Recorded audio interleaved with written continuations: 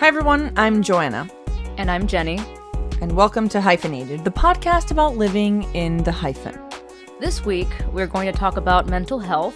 A lot of you have been asking about this topic, and it is an important topic to discuss, especially within our community. Joanna and I have been very open about our mental health, and also Joanna and I seem to have had very different experiences growing up with mental illness, so I'm looking forward to hearing your side of things. Well, you know, Jenny, I think it's interesting because for so long, I thought that speaking about my mental health, about my ADHD, about my anxiety was like revealing too much about myself.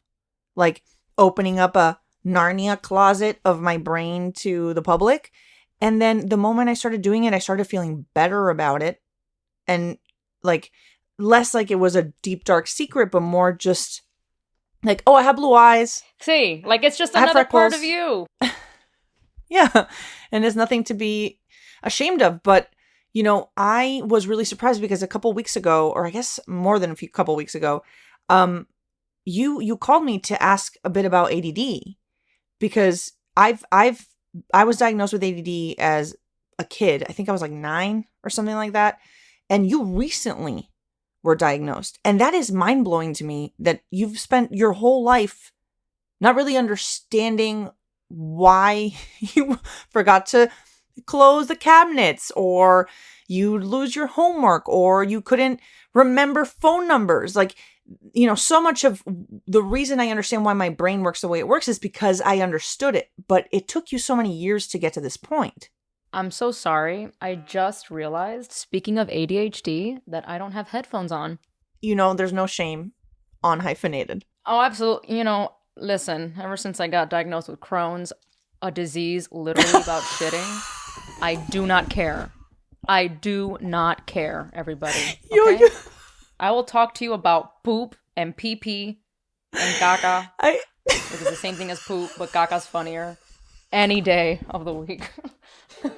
Mira que I used to be that kind of person that would get constipated on vacations because tenía tanta pena to take a shit in the hotel.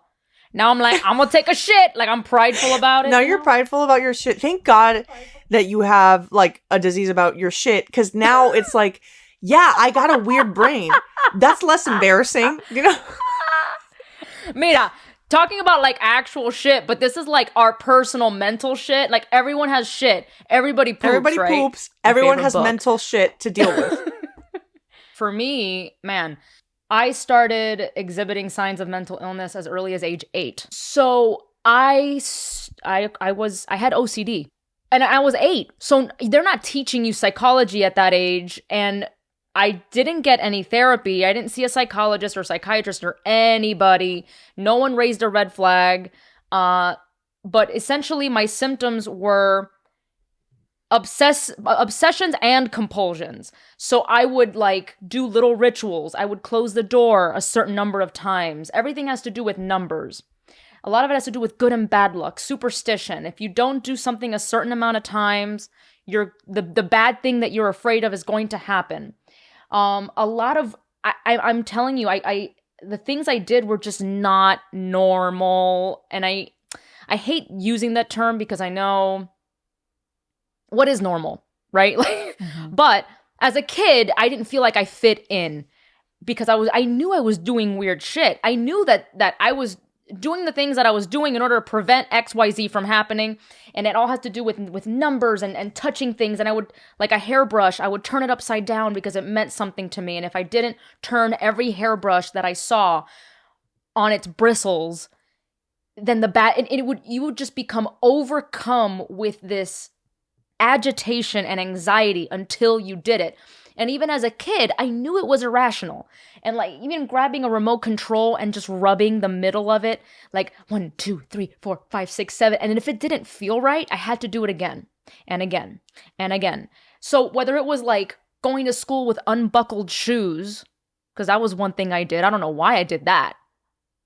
To touching things a certain amount of times, to I became so mentally ill that I tried to become a different person. So I was like, I'm going to try to be whoever the opposite of who I was when I was 7. So I started dressing differently. I started listening to different music. It's actually what led me to listening to like oldies. I started finding comfort in Spanish television. It was weird. It's like, oh, this is what brings me comfort to my phobias and my anxieties. I'm going to stay away from what I used to love, because if I go back to who I used to be, all the bad things will happen again. And so it was pretty horrific. I was trapped in my room a lot of the time because I didn't want to leave. I guess you can say I also acquired some form of agoraphobia. Being in school was terrifying, and I knew that I started to isolate myself more and more from my peers, and they were able to tell that I was just not okay. And I remember praying a lot. I would pray constantly in my room. I didn't know what else to do. And remember, I went to a Christian school, watched a lot of novelas. So in the novelas, they always prayed to the Virgin Mary. So I had this little Virgin Mary statue, and I would just hold it, and I would bring her with me everywhere. And I would just pray and pray and pray and pray and cry and cry and cry. And, my whole family knew I wasn't well. And I didn't know what therapy was at that age. So it's not like as a kid I knew, oh, I need to go to a doctor to check this out. I just knew I was fucked up. Like, I wasn't okay. It was really hard to live during those years. And I was so young. But my parents, I love them to pieces. They did a lot of things right. Unfortunately, this is the one thing that I'm like, damn, y'all, I wish you took me to therapy. But don't you think that like so many, and I think it's like universal with like immigrant families, and I'm not saying that, people in the US are free of these stigmas, but the term doctor for a psychologist or a psychiatrist who is technically a doctor is something kind of new.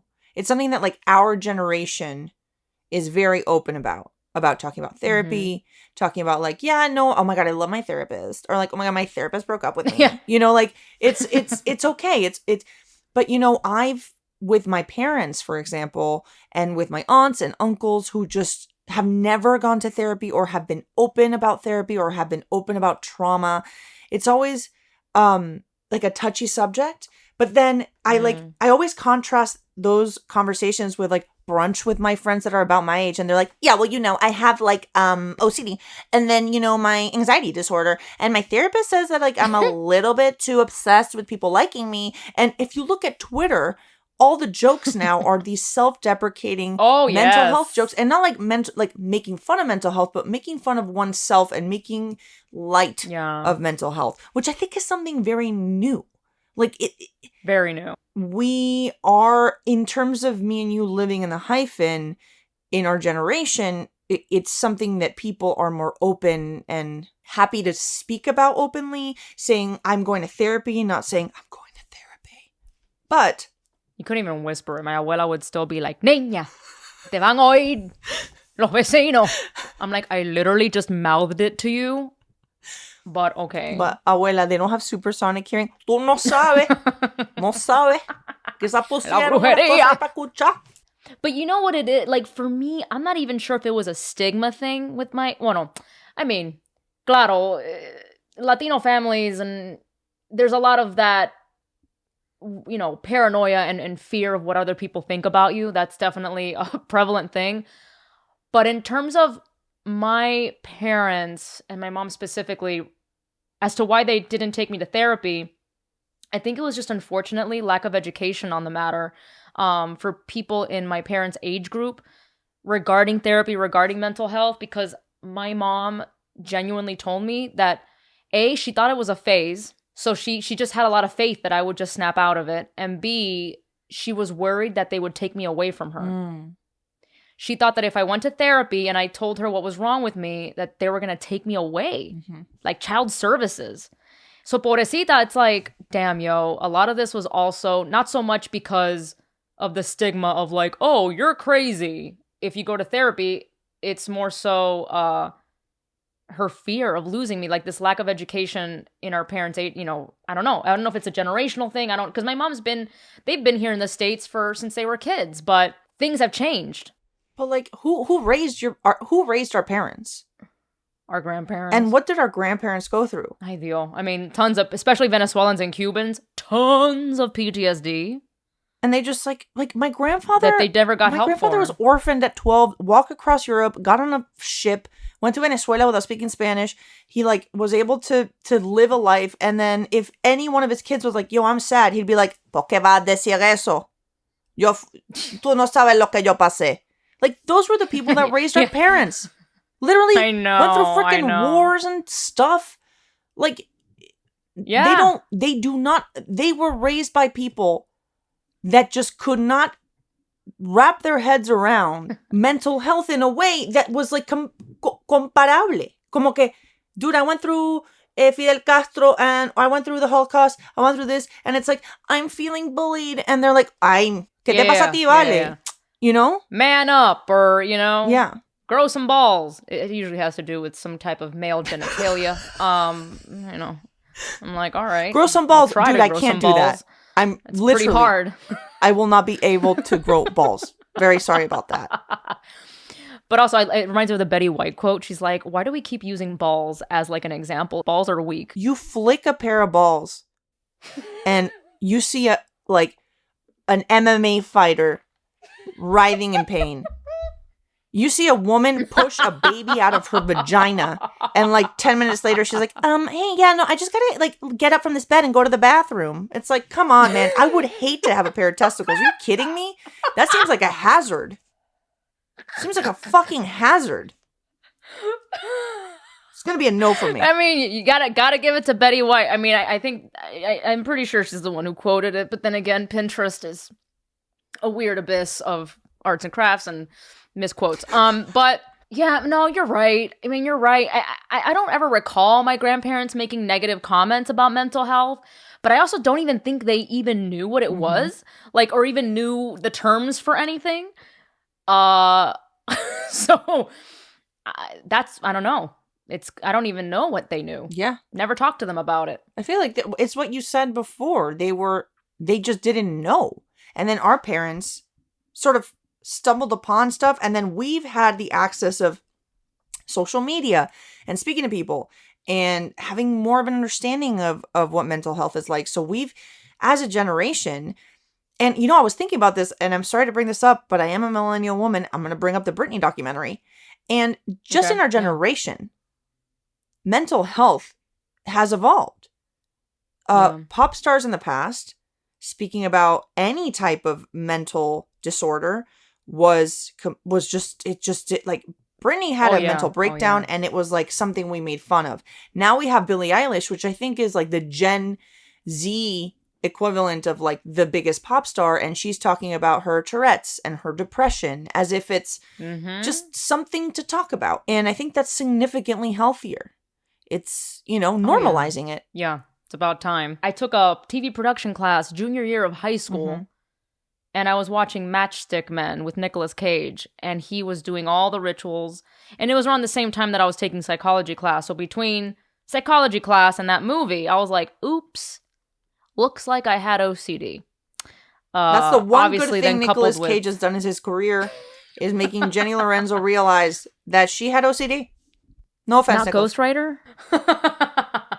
But that was a big moment for me. In that TV production class, watching Nicolas Cage do exactly the same rituals that I did when I was a kid. And I still kind of have remnants till this day. I do a little ritual here and there. And I'm like, and I know I'm being irrational.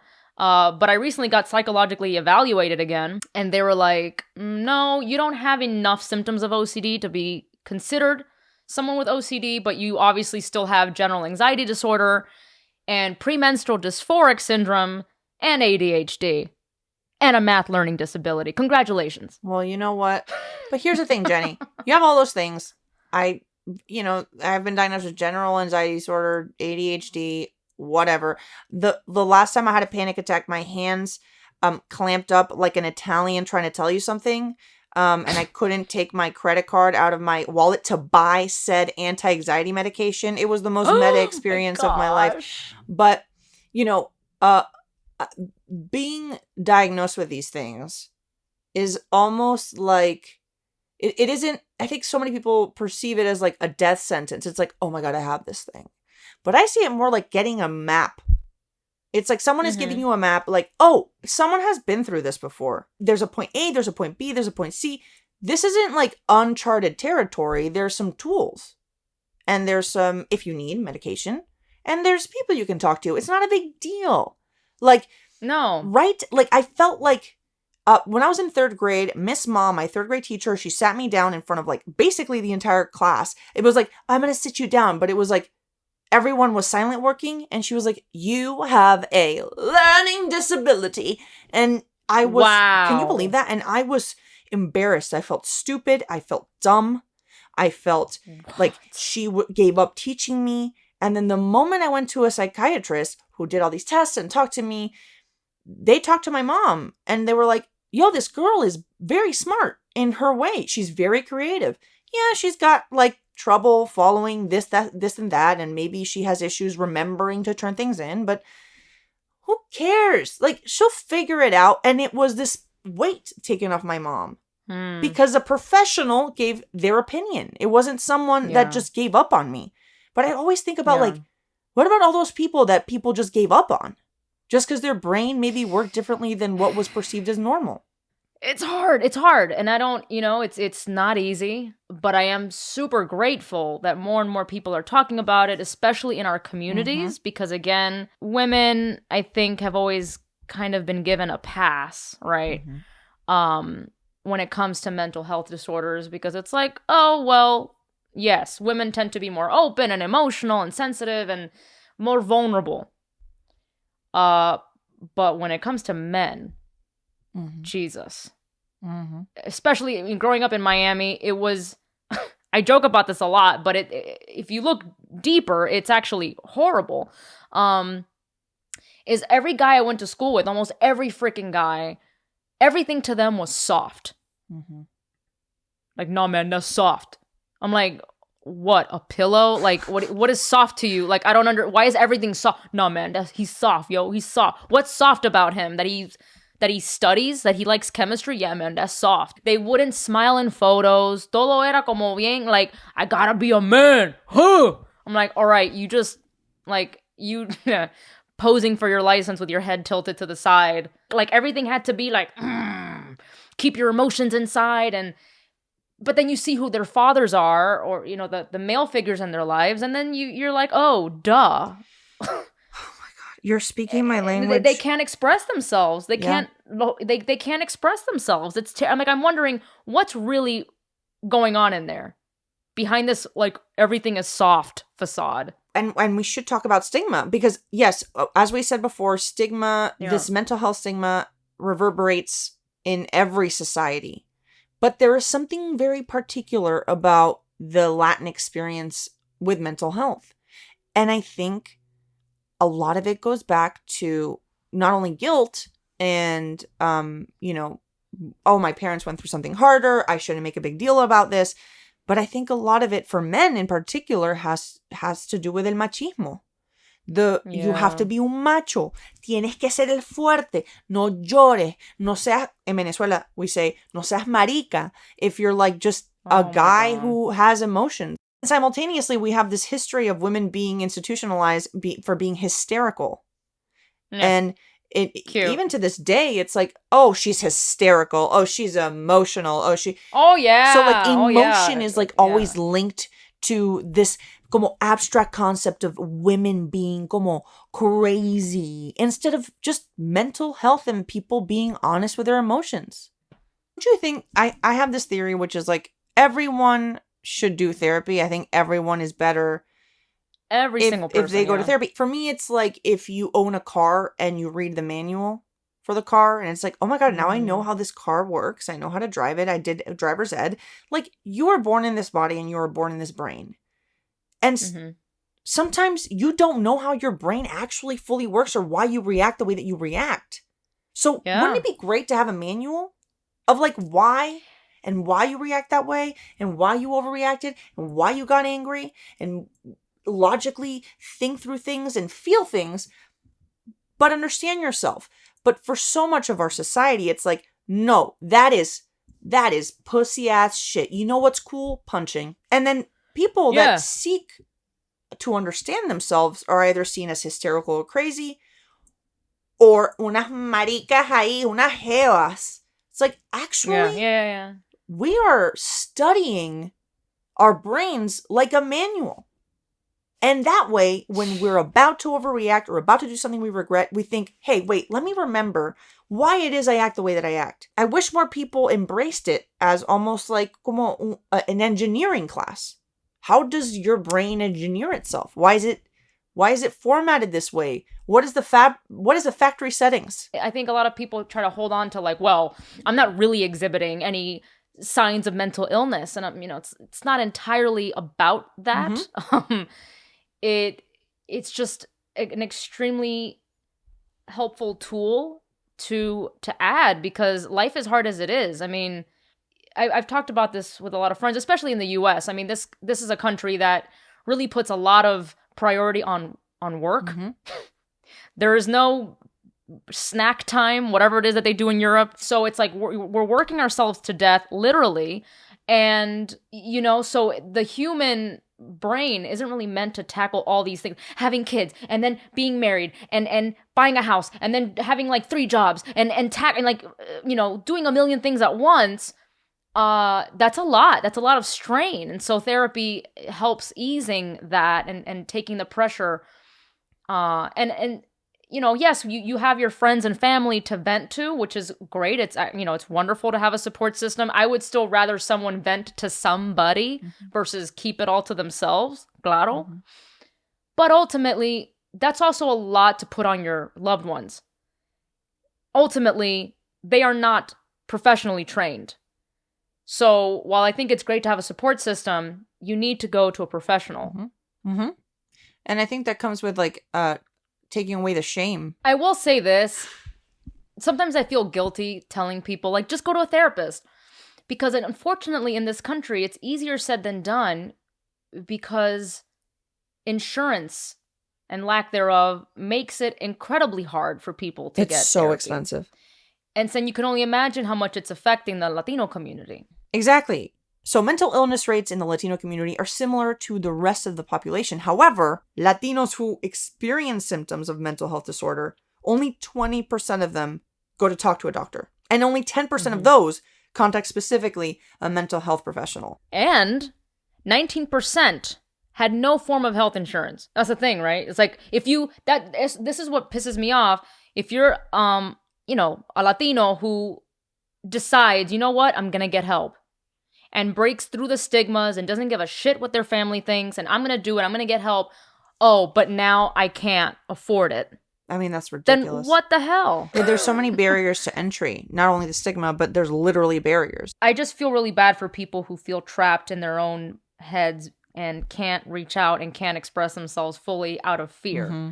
I mean, fear is a big part here. And whether it's fear of looking bad in front of your partner or your family, or not being strong enough as a man, it's a ton of things. I think that, we've been lucky that we felt like we could. And hopefully listening to this, maybe there's some people out there that now feel like they can.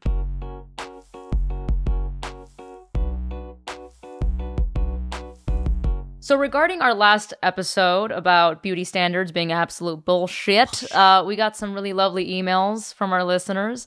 We wanted to highlight a couple of them. This one was from Virginia, who's Venezuelan.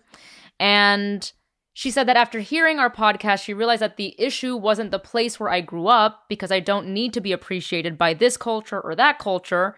The issue was that those people, teens and adults, wouldn't keep their fucking opinions to themselves. And being so opinionated is fine, but don't impose your opinions on other people's lives or appearance. So she thanked us for the free therapy.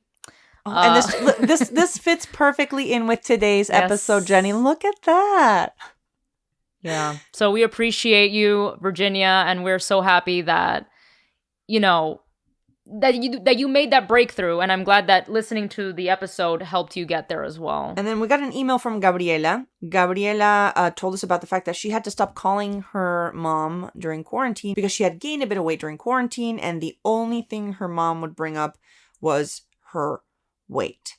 And And let me tell you Of course, something, what else Gabriela. would you talk about during quarantine? Let me tell you something, Gabriela. I also gained weight during quarantine. And you know what's funny? No one gives a shit. Because it's no one's fucking business. And you're a hot woman who is in charge of her body. So who gives? I mean, I know it's your mom and you have to be respectful. But like, quite honestly, I know, but... que ladilla, pana. No joda. After this year, you on top of it have to deal with your weight? Bitch, I'm just trying to survive, is what you should say. We're in the middle of a global pandemic and you're... Ay, por Dios. Coño, que ladilla estos carajos, no joda. We're literally going through a fucking global pandemic and they're still saying you're fat? Like, yeah, no shit, bitch, I haven't left my house. Fuck, man. I can't work out. I need to eat pasta to feel good. You know, like, Joanna, like how your grandma was like always just like, I can just imagine her rocking back and forth in a rocking chair. I don't know if she owned one, but she had one in my head. Chair. Okay, great. She's going back and forth just like obsessing over whether or not you're like screwing a bunch of dudes. Like, I feel like there's some women and like they're just sitting there staring at a wall and just thinking about everyone's weights. Like, this isn't wrestling. I don't understand why they like ¿qué esto, tú? They should get a hobby. Yeah, judge a beauty pageant. If you love that shit so much, go ahead. I'm not a fucking beauty pageant queen. Can you tell we're like really mad about that? Yeah, sorry, Gabriela. Que Dios te bendiga. Sorry, bless you. I know that she's your mom. And you know what, guys? We will talk to you next week. It almost feels like this was a therapy session with all of you.